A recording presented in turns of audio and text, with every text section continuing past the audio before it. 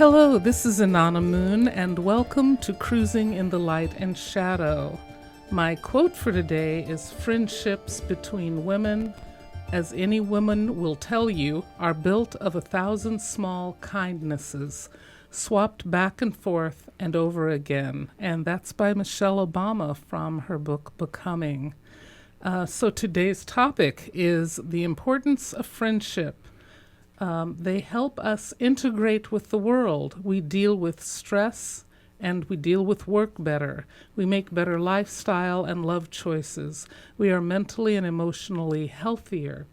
We can heal and find our own strength. We build and improve other relationships because of our friendships. We connect with our spiritual life perspectives when they are real, caring, face-to-face relationships in our lives. And there was one study that even suggested spending time with positive friends actually changes our outlook for the better. So one wonders, if it's not a positive friend, how does that change your outlook? There's someone else laughing here, and so I'm introducing my friend Alison, who gets mentioned quite a bit at the very end of the podcast. Alison Werner, she is my friend, and so she's here for the discussion on friendships. How are you? I'm good. Thanks for having me. Is there anything you want to tell us about yourself, or about, we're going to start anyway with about us as friends. So that'll probably get to the real personal. In my professional life, I work as a writer and editor for a medical magazine, and and then on this side, I've helped you in the past with your everything. So what is Twitter? What is a website? What's the best way to say this? What's the best kind of picture to use for this? Yes. And so, dear listeners, we use our friends. That's what I'm trying to say here. No, it's not. It's not. Gives you more rounded friendship. That was something interesting. It's so funny to me when I'm about to do an interview, how the topic comes up throughout the week or the weeks that I'm planning to do the podcast. So something about friendship came up, which I'd never thought about, is why we may or we may not. Most of us won't spend a time going, I ought to go out and find some friends. We won't plan it or network it or negotiate it, because the thought is that that's very inauthentic, that if you do that. But if you need friends, we'll get to that at some point. But if you need friends, maybe you do need to, the person was saying nothing wrong with doing that. It's just we get embarrassed about doing that. Yeah, we're not used to being proactive. It just happens. We usually fall into our friendships. Yeah. How did we fall into this? How did we fall into this? God, let's see. We met in a writing group. How long ago now? We didn't talk about this. Probably at least 13. Is it? No, it's more than 10. It's more than 10. More than 10. Okay. I wouldn't say 12 to 13 years ago. God. Okay. Yeah. That's scary. Wow. Yeah. No, we met in a writing group. That's what you do with your friends. You know how time flies once you look at how long you've been a friend of someone's. Yeah, exactly. No, we met in a writing group. But I don't think we really came into our friendship until, I lost my mom about 10 and a half years ago now. Yeah. And before that had happened, you had done a reading for one of the members in our writing group, kind of just to help her with something that was going on in her life. And I kind of saw you do this, and that's when I realized what you do. And what is it you do? Well, I had grown up with it because my mother was very enmeshed and metaphysical, and also. And I think we did talk about that. Okay, I don't remember if we did. I thought that was fascinating. Okay. I see you more like some of the scientists that I worked with, but finding out that your mother was into all things metaphysical, truly, and her shamanic her shamanic and native background, was fascinating. Okay, I couldn't remember if we had talked about that before. There was a little bit. We of might have, but was aware of what you did and kind of maybe we did have that conversation. We must have had that conversation because I think what solidified our friendship is my mother died, and that night I was kind of in a panic because I was like, I need to smudge.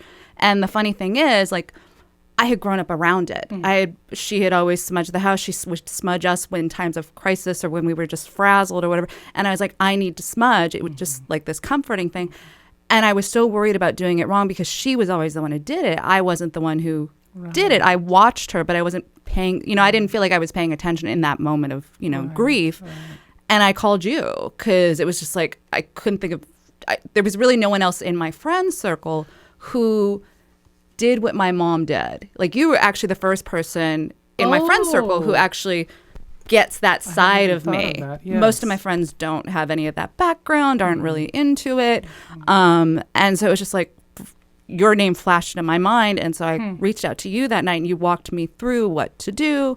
And so then I think it was, And then a couple weeks later, we were having lunch and you basically kind of did a reading for me, in the aftermath of that. And that was kind of like where I realized, okay, I trust you with something that's incredibly personal and just, and I realized you were there and like I could connect with you. And just from there, it just, It did. went from there. I should point out for anyone who's not sure what smudging is, that's the use of sage or sweetgrass, or even there are other oils and resins and so forth that can be used.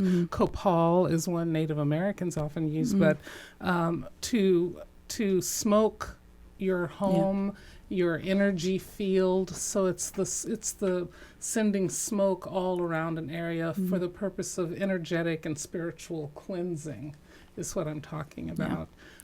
So that's interesting. See, that was even interesting. I remember it was very touching for me to receive that from you. Very interesting, though. So your mother, for occasions like that, that were either a crisis or when we were frazzled or just, when she would just kind of know when we were out of sorts or stressed. And she would smudge you. Yeah, she would make you stand there and smudge you. So now part of what touched me is, first of all, that would have never happened in my growing up. There was no idea or concept of smudging. But this felt so nurturing to me. So something I had wanted to talk about was how nurturing friends are to one another. Even if one is just trying to be of support to the other one, you never know how that person may be supporting you if you're the one that's trying to be of help. I was surprised because what I felt was, first of all, I don't have children, and while I don't think of you as my child, although sometimes, so I do read for her mother mediumistically, but I had I've gotten a sense quite a few times of take care of my baby, so I do know, and we've talked about that, but the feeling of being asked to extend myself beyond a clientele. And I don't think at that point, so there 10, 11 years ago, I had not taught other people how to smudge, but this was like everything mattered. Oh, that's interesting. In that moment to me. And I was listening for her. I found that interesting because she was, I now know, she was extending herself and wanted to make sure you were cared for. So it was really, I may have explained a little too long that evening because it seemed like it really, really mattered. And she, I now get she was a uniting force between us. Oh yeah, totally. I would say that.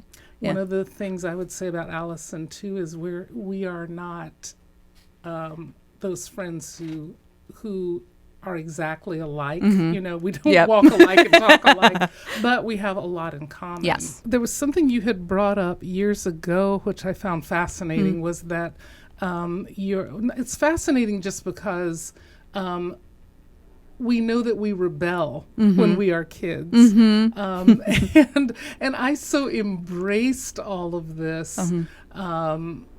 spiritual, the spirituality, but you had rebelled. You said you and your brothers, not just you, it's, and I almost wonder if if all of your friends and so forth were in that place too of, yes, we know these things, but we don't do these things because we're in a whole different way of being and thinking. Yeah. But that too was actually, it was beautiful. It was beautiful in that there was an integration going on in that moment. And this is amazing because it's something I would never have said that to you years ago. I would never have said that. No, I think that's entirely true because, like, as you said, I kind of rebelled. It's basically my mother got into the metaphysical and kind of really got in touch with her our Native American ancestry after my parents divorced when I was she got into it when I was about 12, 13, but I had gone to Catholic school and, I had the very conventional middle class upbringing, went to church every week, that kind of thing. And she got into this stuff and she kind of took me and my brother along for the ride and we were exposed to it. But I think my way of rebelling was just, I was like, yeah, whatever. Good, just not interested. Be like, come, sit, meditate with me. Yeah, I'm gonna go watch TV or do something, that kind of thing. But it was around me. I didn't realize how much it was ingrained in me until, probably when she passed, because all of a sudden it was like, oh, I do have this because of my understanding of the kind of the metaphysical world and ancestry and how we're connected to spirit and all that, because she had just talked about it all the time. It was there when she passed. It was like, oh, okay. It gave me a coping mechanism. That's true. It totally did. And, it made that experience so much easier because in a way she had prepared me for it. But yeah, I didn't really come into kind of, my belief system probably until that, because all of a sudden it was like, okay, I now need this. But then also just working with you, talking with you, and spending time with you is like, okay, now I see how this works for me or how I can make it work for me to make it my own. So, yeah. And that's interesting how quickly I've watched with other people. This is more in terms of friendship than our relationships with our mothers, but I have watched in people, including myself, at the passing of your mother, how much of your mother kind of steps forward in you. Yeah. And you do have to sort out. You will just naturally sort out what's me, what's my mother, what do I embrace. Yeah. We may not specifically ask those questions, but we start to find out what it is we truly, how we take ourselves on, but and doing what I do, especially in mediumship, it's seeing how our families are watching our perspectives. They're not judging, they're not pushing for anything, but they're having a sense of, this is who I was, how much of that is engaged in my child as well. Yeah. That's amazing. We were also talking about the mediumship, the times that she's come up for you. I don't know. I think we had talked about something that was... oh, you mean in those weeks after? Yes. Yeah. And a couple of years after. Oh, well, yeah, no, she's definitely come up. And, that's just helped me. Well, I think for me, you've kind of been that conduit for me, because I realized very quickly that for my mother to come through, I know she has to trust the person and trust me with that person. So, and because you got things that I've never had anybody else get, even when I've had some other people, read, like, I know she's very good at telling you the things I need to know, okay, this is her, you've been very specific. Let's just say that. All right, that's nice to know. Yeah. Okay. So, there was that kind of trust or reassurance that, this is okay. And this can kind of just be, a support. So, oh my goodness. So that was the beginnings of our, definitely the beginnings of our friendship. And then it devolved into the frivolous stuff. and even sometimes feeling like Alison's mom has been a teacher for me. So I am grateful for that. So continuing on, just talking about friendships, to the audience, to you, how are you open to friendships? How does again, we don't devise a plan. Yeah. But have you found it interesting how a connection to someone will open at a time, at least for me, not when I'm looking for it, but if you look back, you go, oh, this was just the right person at the right time. Yeah, totally. I mean, because I think to a certain extent our friendships come out of school or work at a certain phase in our life. And then as we get older, I think those are the ones that come at the right time or the moment they're supposed to. I think those are the ones that usually come up in those moments. I think that's what I've found. Because I do think, some of my older friends, those are definitely situational, school, neighborhood, work, that kind of thing. But as I've gotten older, I think the friends that I've gained to that group are usually the ones who are more kind of, there's something going on in that moment where I need that connection with that type of person, or I've become a different person, and this is the person who's coming into my life at that time who can go with me on that journey or that phase of my life. Right. So, becoming and going of relationships. Right, exactly. Because I would imagine for you too, I mean, you have friends who come and go or come in, feed a certain facet of your life. Oh, yes. Yeah. When I think about the stages of friendships, I to this day, I think I have one I would still call a friend, even though we now haven't talked for a very long time. But I even have a quote here about the best friends are people you don't need to talk to every single day. You don't need to talk to each other for a few weeks, but when you do, it's as if you've never stopped talking. I was thinking about that. So I've got one friend from kindergarten, one from junior high that went through high school, saw her once or twice. Often at the passing of one of our relatives, of our parents, actually. Yeah. So it seems like, if you feel like you're getting an indication or a direction from the world of spirit, it might be that. It's like, you'll need these people for this period of time. Oh, yeah, totally. And then this kind of leads into, how do you make friends? I've had clients come in and say, I am so lonely. Maybe my wife has passed on, or we moved, lost these friends, lost touch with these friends. How do you make friends after you're out of school? Because it's so much easier when you're in connection to people. No, I think that's a good question. I think that's something a lot of people struggle with. I mean, I think, once you're done with school, naturally it's work. I'm actually in an interesting situation where I work from home. I don't actually work in an office anymore. And I've noticed that that's really changed things for me in terms of friends. Like, I did make a couple of friends when I was at work. And, I still have some of those friendships, but I haven't made any friends through work in the last, I've been working from home for 7 years now. Hard. Other than the people at the coffee shop who know my order. I mean, everyone goes, here comes Alison. Yeah, pretty much. They know my order. I mean, other than that, I think it's about, finding interests. So, for us, it was, the writing group. And I think that's the avenue. You find something that you're interested in, and you just kind of keep showing up, and then you see what happens. I mean, I think it takes time, though. I don't think you can't just show up a couple of times and expect, I'm going to meet my new best friend. I don't believe that happens. It takes time, and it's going to be, you might all just show up to the same appointment or the same meeting once a month or twice a month. And then after a time, it might be like, hey, does anybody else want to get together? Maybe you arrange to meet outside at a different point or something. And I think that's once you get out of that routine, I think that's what kind of allows you to maybe meet each other on a more personal level.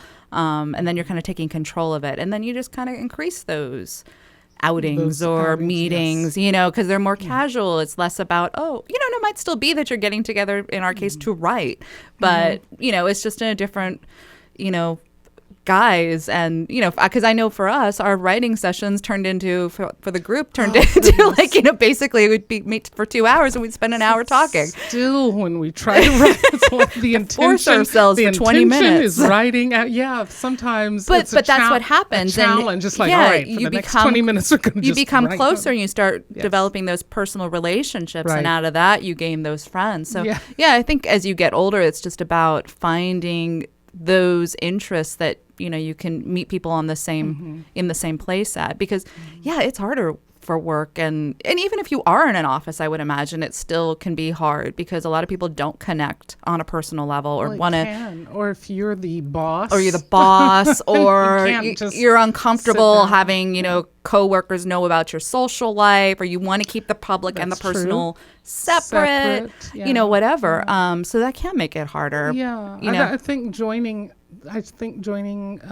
things is important, whether it's a sports team or you I know someone who loves working out, but for her, and she's an outgoing person, everyone at the gym becomes her friend, and she cares about them, and when they see each other, they build those relationships because she's very outgoing, but a lot of people are not. As part of the issue too. So it's definitely facing and talking with people about how you get out of yourself. And I like the idea of taking classes. So again, like you were saying, something that you're interested in. And I think not putting pressure on it, because if you go in there and you say, okay, I'm going here because I want to make a friend, I don't believe that works. I don't think you're going to manifest that, because I think you put too much pressure on it.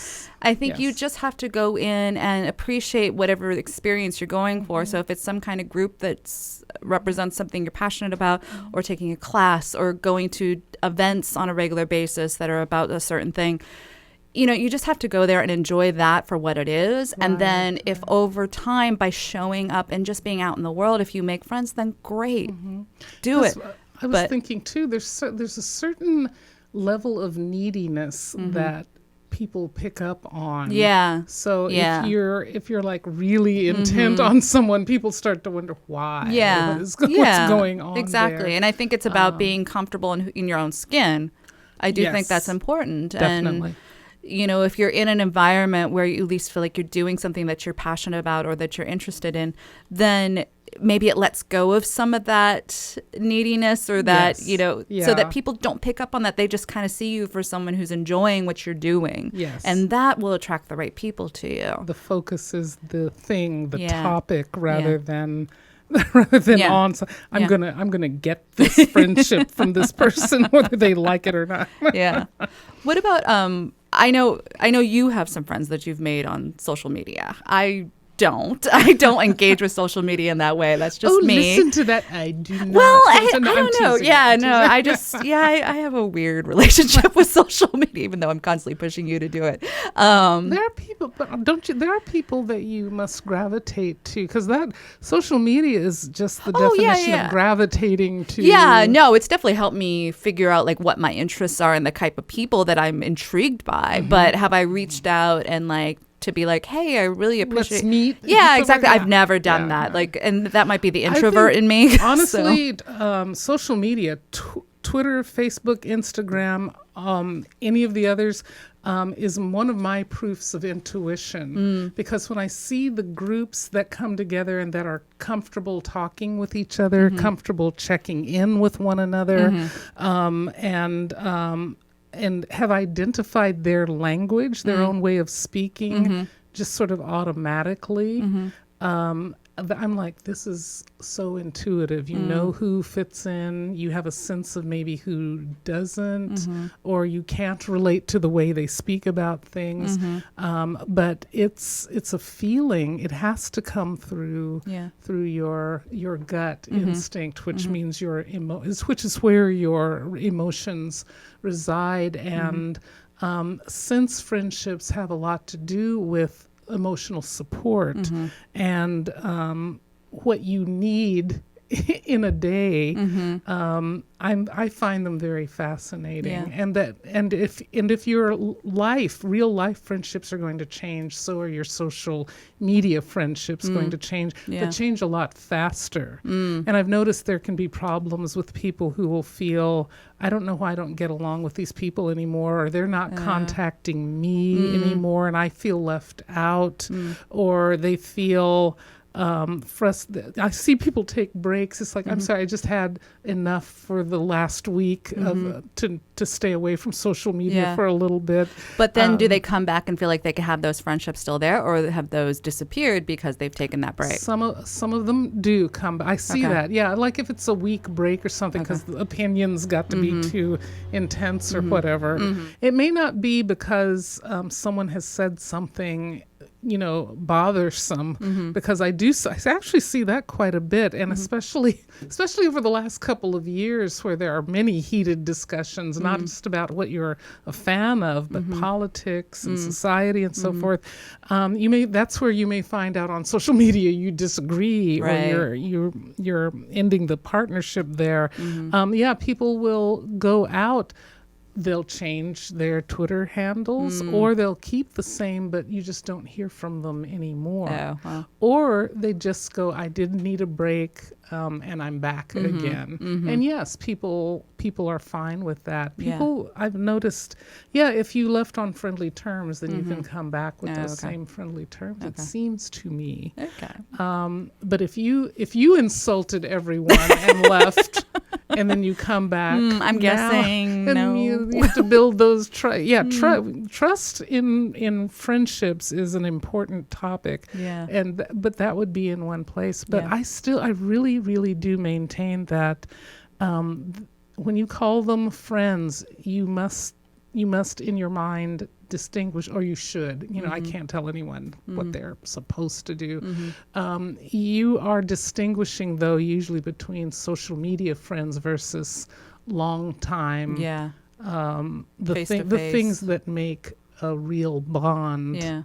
Because there's a lot of imagination that goes into the social media. I've found that interesting, because at a situation where someone I knew who was talking about their friends, and it finally struck me that they were talking about these friends, and they were people that were in the same Facebook group for a common interest they all shared.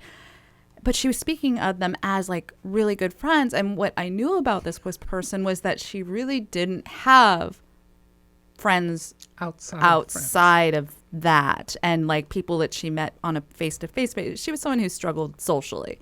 And it was just fascinating to me, because that was the first time I'd ever heard someone talk about friends in that capacity from social media. And these are people that probably knew nothing about her life. They all commented on the same thing. And I just found that fascinating, that that's how we would use that term, because I would have said, oh, this person that's in this Facebook group with me, said this, or, I wouldn't have used the word friend, but I think social media has acquaintance. Right. even acquaintance, but I think social media has changed how we define the word friend, which I find fascinating. I think maybe many of us have met people at this point, and it took me a while, even with clients, if they talked about their 75 friends or so.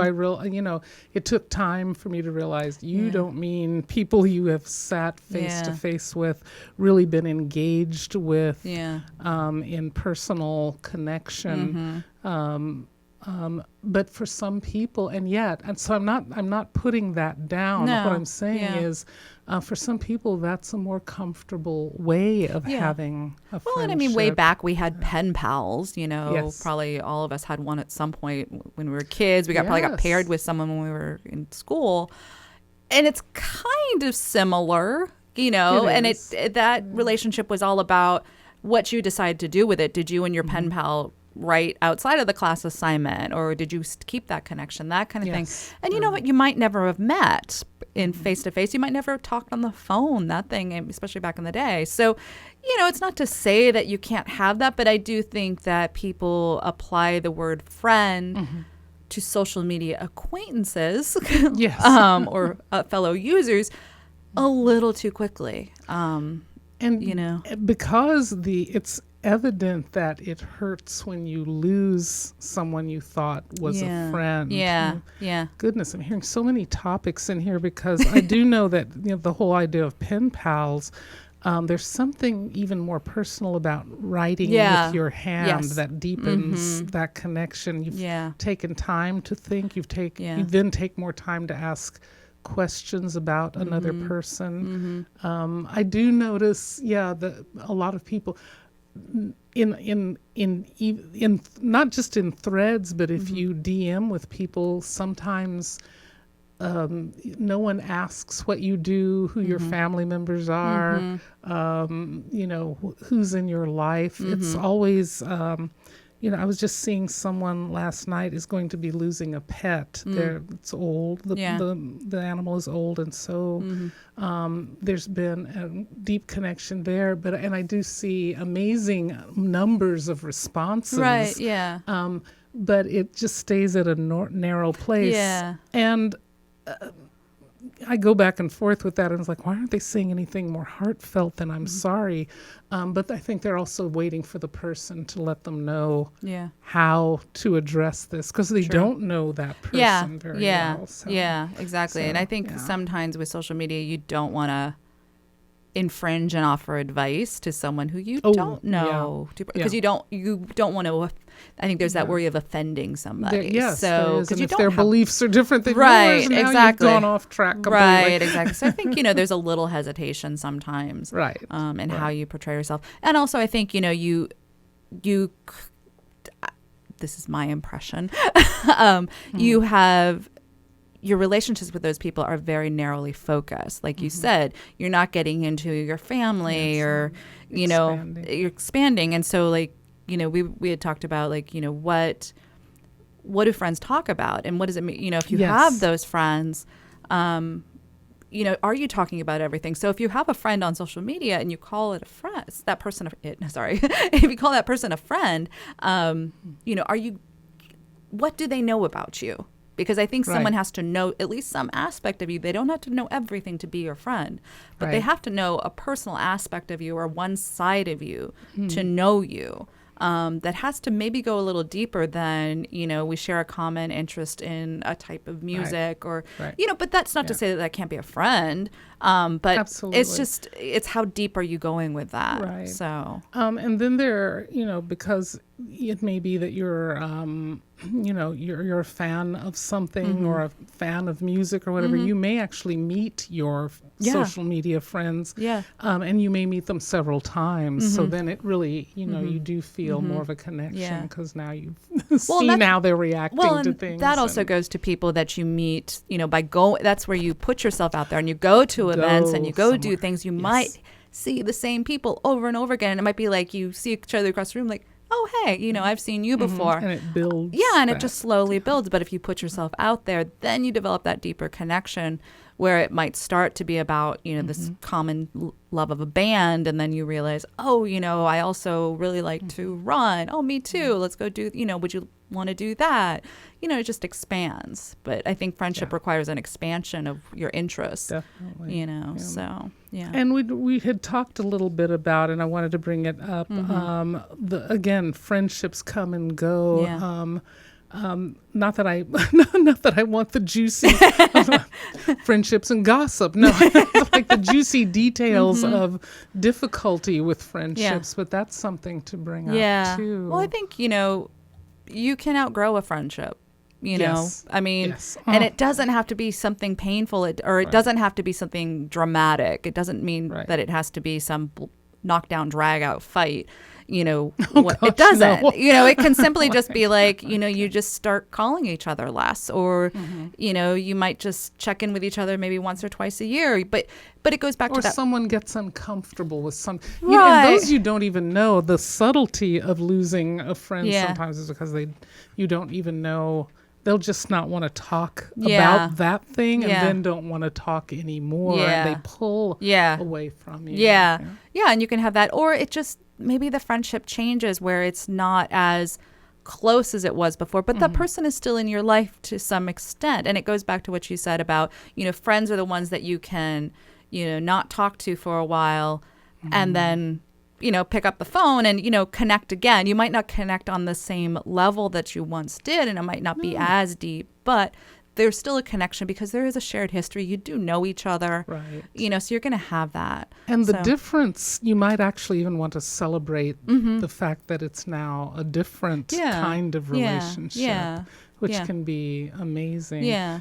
Meeting the couple of friends I have that I've known long time ago, and we've grown up now, is fascinating. It's more than two. There are two that are still quite close, I feel, but then others whose views have changed quite a bit, and those are like, oh, I remember you, but we'll just kind of keep it at this, this yeah, and that happens. That happens. I love you from over there. Yeah.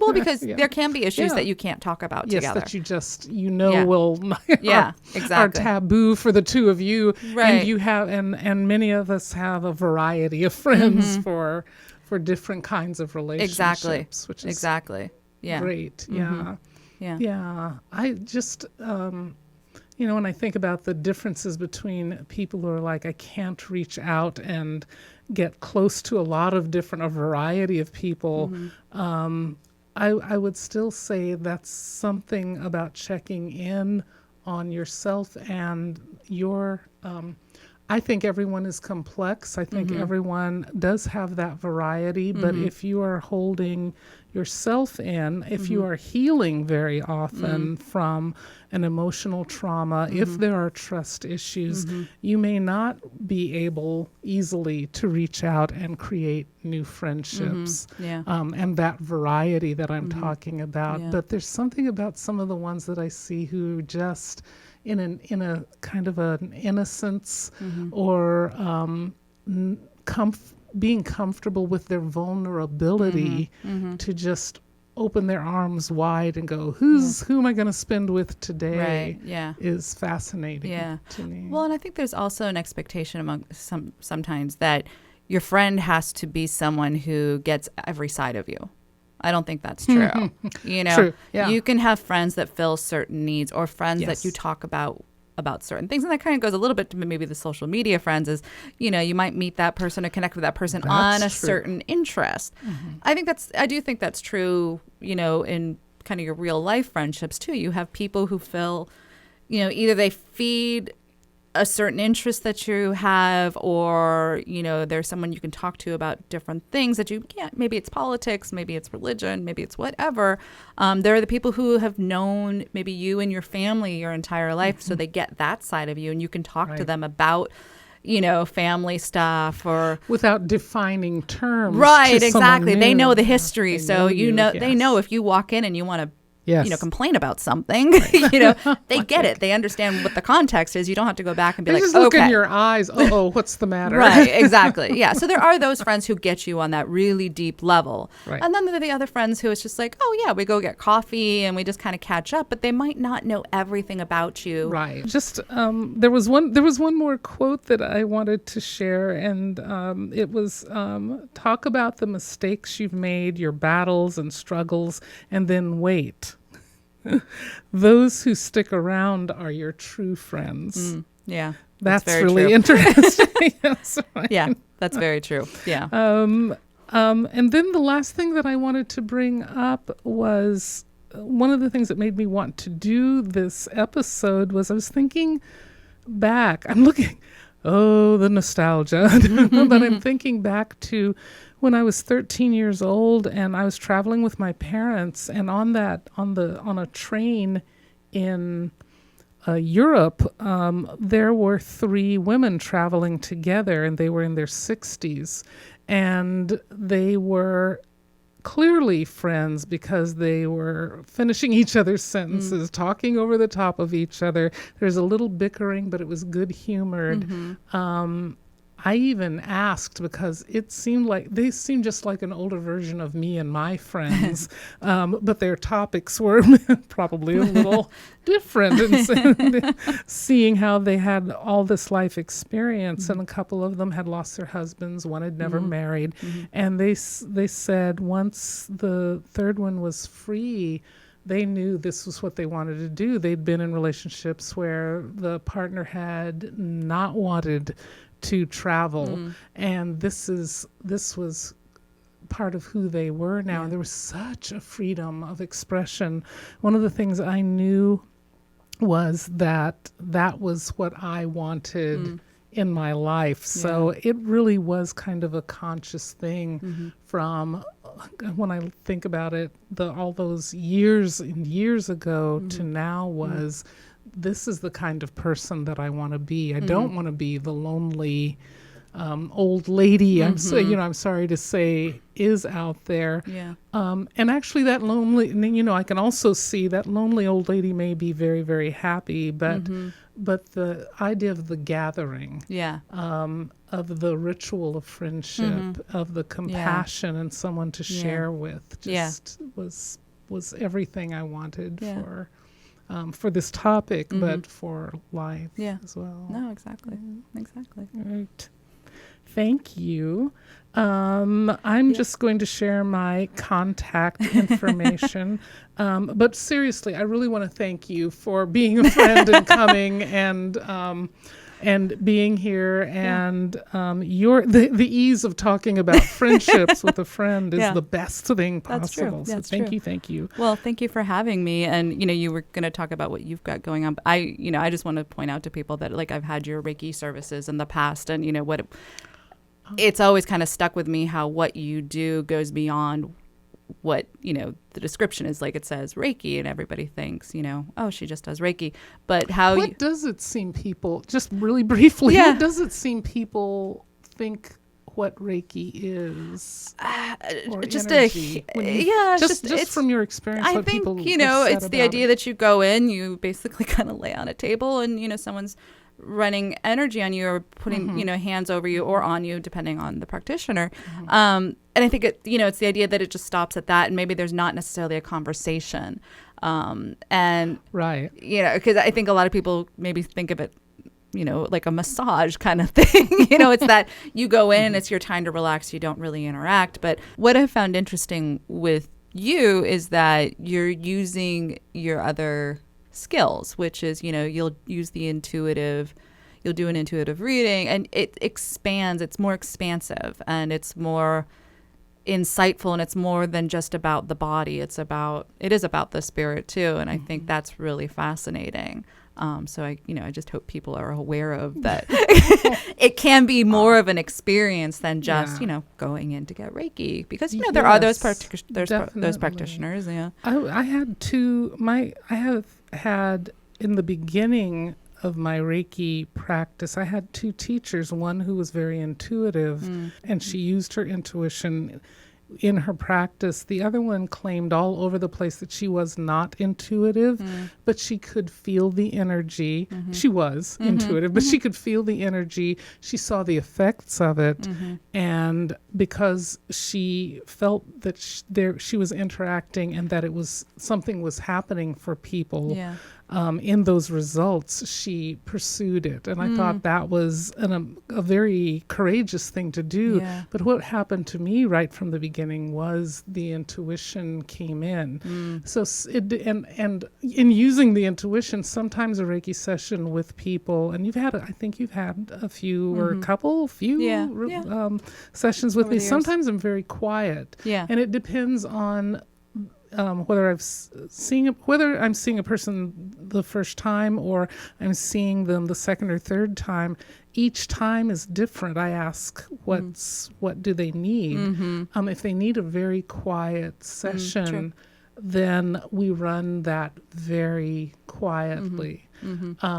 If they need explanation, because sometimes people are very new to this, I will have periods during the session where I'm explaining where I'm moving my hands. I always tell people to tell me things if they're uncomfortable, certainly, but also tell me what you feel. Tell me what you see in your mind's eye as I'm doing a session, because it's interesting what comes up for someone. Say if I put my hands over their belly and they have a memory of being with their grandmother versus if they have a headache and I'm at their head and perhaps an issue comes up that brings in color and feelings and sometimes tears flow and so forth. I'm going to want to be able to talk with that person. Yeah. And I have this background too.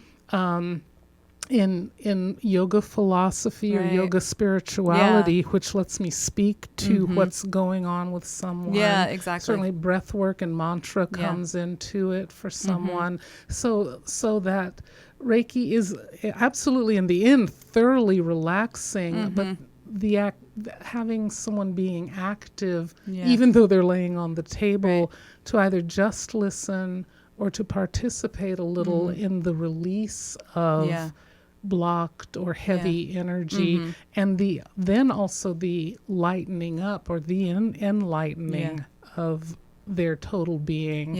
And I'm not always seeking for people to walk out vibrating crazy, but to feel like every part of them is alive.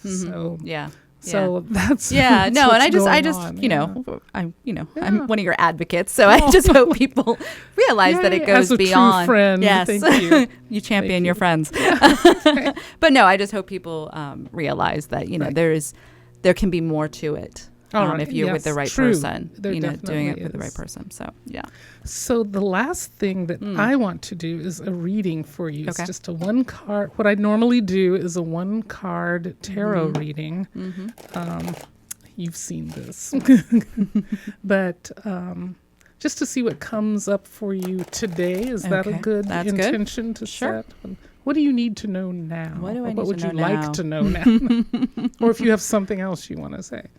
What do I need to know now? I think that's always a good one. All right. And what I normally do is cut the cards after shuffling. Okay. And what I would say to you, so in our limited space here, is just cut the cards and I'll draw a card from the bottom. Just feel where to split it. Where to split it. Or let them split. They will also choose, that's for sure. Oh, interesting. Okay. What I have is the 5 of Cups. It's the cloaked figure, and he's looking at 3 spilled cups and then 2 standing cups behind him. Often this card is about grieving, but it's just in general about loss, leaving something behind. I've always found it interesting. There was a period where I never saw this bridge in the background, but then it's like, it's water under the bridge. Yeah. Okay. There's no use crying over spilled milk, you might want to say in this. And there's also a sense of at some point this person needs to move on. And for some reason, the intuition I get with this is there's something you need to move on from. You do not. And again, I always tell my guests on the podcast, I'm not putting you on the spot. So tell us again all the juicy details. No. But there's the feeling. The feeling is that that you're in the process of letting the past be the past. There may be a little bit too of sifting through the past, finding what's memorable, what's relevant, what's important to you, and then letting that time go, or letting an era go. One of the positive things I would say is, and certainly in this card, is as you let an era go or another time go, this person who has the grieving cloak on will drop it and face 2 cups standing, which are like the 2 pillars that show up in the tarot. It's walking through the doorway into the next phase. So I want to say that to you. It kind of feels that you are processing the past. You are letting the past go. And in you, there's a knowledge that there's a whole new frontier or a next phase that's coming. Yeah. And perhaps even what might be holding you back from the next phase is somehow holding on to the past. Yeah. Let it go, Let it go. Alison. You gonna sing? No. Oh my gosh, no. And a song and dance. And you can tell me if you think that applies. I know that many of us It already probably know. does. I think. Oh, see. All right. No, never mind. Probably Okay. does. Yeah, no, I think we're all, We are all We're in all process. in perhaps, process is one of the of, ways of saying it. But. yeah, no, exactly. Everyone has a phase that they need to. All right, next peace with. phase world. Here we go. There we go. All There we go. of us. We're There we go. holding hands and leaping into the future. There you go. Yeah. I know you asked me to find a quote. Yes. So just to kind of wrap up. Yes, please. So this one is from the great sage Winnie the Pooh. Actually, one of my friends would love this, that I'm doing this one. Me too. If ever there is tomorrow when we're not together, there is something you must always remember. You are braver than you believe, stronger than you seem, and smarter than you think. But the most important thing is, even if we're apart, I'll always be with you. Oh, that's wonderful. Well, one more time, I want to say thank you, Alison, for coming in today, but for being my friend, a wise woman, a mirror for me, and my social media guru. You have helped me in so many ways. Now that everyone knows I don't really like social media. That doesn't. You don't like it because of experience, though. That's Probably. That's the important thing. And my thanks to Paul Preston, who's sitting right here, who's my sound technician, and to Kevin MacLeod for the music. And listeners, keep cruising through your light and your shadows. Join me in 2 weeks. And I always say, Om Shanti. I am a peaceful soul, or may peace be with you.